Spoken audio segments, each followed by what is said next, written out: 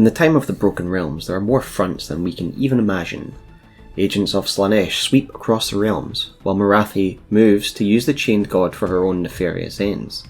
One such Slaaneshi agent is a Lord of Pain called Gestharix, who's come to Ulgu to seek his master.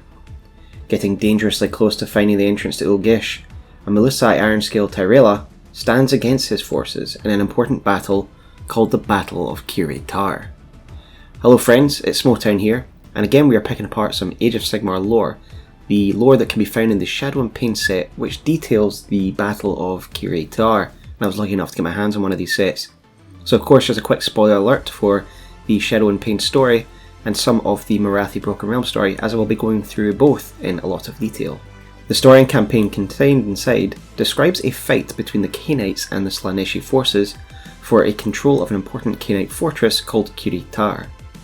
This fortress is one of a number of fortresses that had been constructed on the orders of the High Oracle herself, over key points in Ulgu, where wellsprings of shadow magic and realmstone were situated, essentially on top of sources of magic and power that Morathi required for a purpose that would only become clear during the Broken Realms saga, when she used these points to sacrifice agents of chaos that would then be used to poison Slaanesh. These wellsprings are situated round the shadow paths of Ulgu. These are lines of Ulgu magic that can be used to cross great distances. The greatest concentration of these magics occur in the Umbral Vale, the darkest realm of Ulgu, and the main camp of the Khainites. That's because it's steeped in the magic of the realm, shadow magic.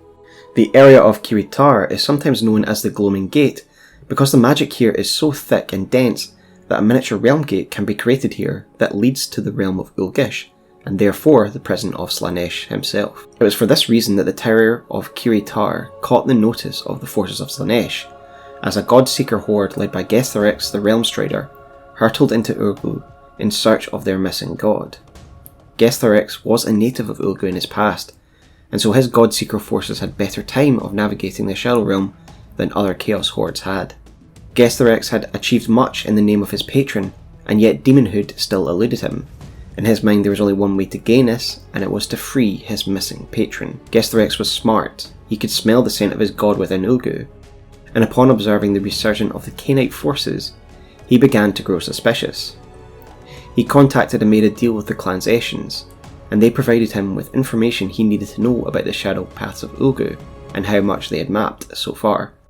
The scent of his lord wafted strongly through these shadow paths, and none more than in Kiri'Tar.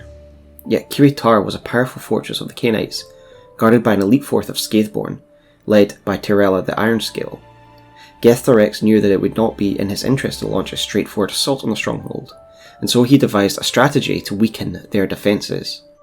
He first of all assaulted lesser strongholds of a similar kind that contained less experienced troops, and upon torturing Scatheborn survivors, he firstly learned that Slaaneshi's taint was responsible for the unique appearance of these Scatheborn, and then that would confirm his suspicions that the daughters were in part responsible for his god's disappearance. However, he also learned tactical information. By attacking these less defended versions of Kiri'Tar, he would learn how to assault the main fortress itself. Through the attacks on the lesser towers and the torture of prisoners, he had learnt much of the Kiri'Tar's defences, and so he made his move to weaken the defences of the stronghold, in this case the magical defences that surrounded it. His plan was to capture places of power around the tower, and use the tortured essences of his prisoners from other towers in a debased ritual that would weaken and lower the magical defences of the tower. He was successful in this, yet despite his early success, Tyrella and her Scatheborn were experienced and ready for such an assault.